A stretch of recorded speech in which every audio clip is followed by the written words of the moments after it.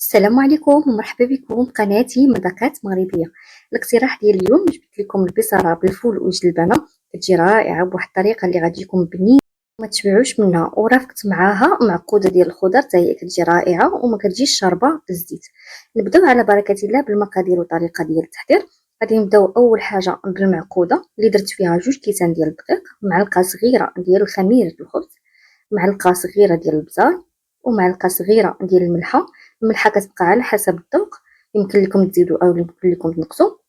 معلقه صغيره ديال الكمون، ومعلقه صغيره مع مرش ديال الخرقوم، ومعلقه صغيره ديال التحميره اللي هي الفلفل الاحمر اولا البابريكا.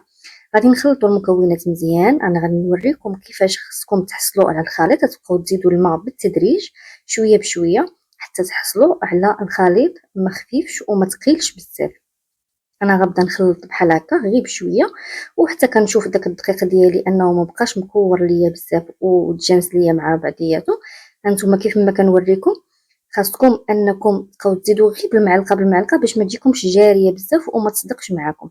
صافي هذا هو القوام ديالها كيف ما وريتكم، ما جاش خفيف وما جاش ثقيل، بحال القوام ديال الكيكه تقريبا. غادي نزيد معاهم بيضه وحيده، بيضه متوسطه اولا صغيره اللي كان متوفر عندكم. هنا زدت واحد الريس ديال الثومه اللي حكيته، يمكن لكم تعوضوه بالثومه بودغ. وهنا زدت واحد البطاطا اللي هي صغيره حكيتها في الحكاكه الغليظه، وزدت هنا واحد الجزره اللي حتى هي حكيتها في الحكاكه الغليظه.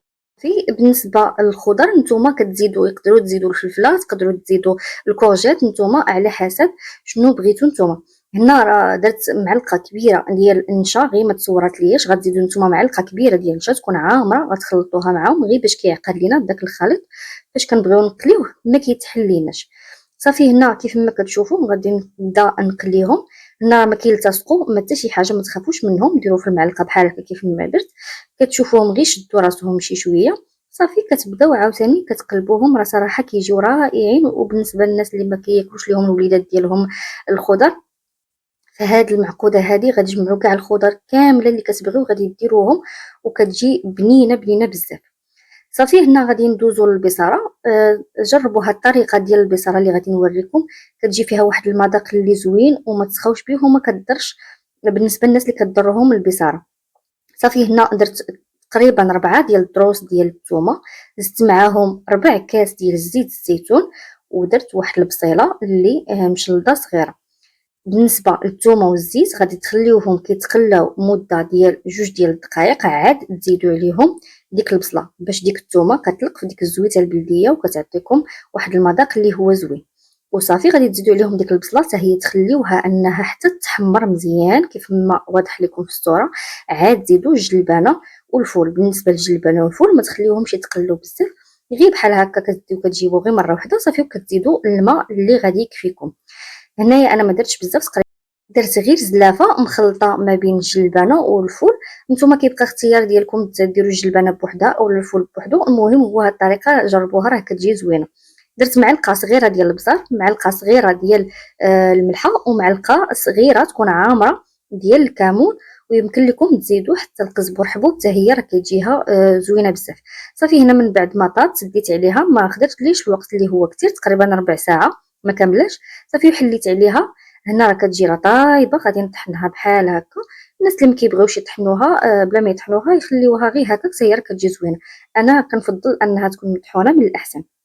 صافي هنا ما غادي نشعل عليها ونخليها تغلي، وتحيدوا هاد الكشكوشه اللي كتكون هي اللي كتخلي داك البصاره ديالكم كتجي فيها المرور، هي كتغلي وانتم فين ما شفتوا ديك الكشكوشه طالعه بحال هكا حيدوها بالمغرف، ما تخليوهاش انها تهبط لكم للداخل. صافي وكتكون واجده. بالنسبه اللي بغيتوها تكون خفيفه اولا ثقيله، الا جاتكم ثقيله زيدوا فيها شويه ديال الماء يكون سخون، ولا جاتكم خفيفه خليوها تغلى مزيان حتى تقال لكم وتشرب داك الماء اللي فيها. صافي قدمتها بهذا الشكل هذا، كتجي رائعه وزوينه في هذا البرد. كنتمنى يكون يعجبكم الاقتراح ديال اليوم، ونكون شرحت لكم جميع المراحل بسهوله. ولا عندكم اي تساؤل خليوه لي في التعاليق، والى اللقاء في فيديو قادم ان شاء الله.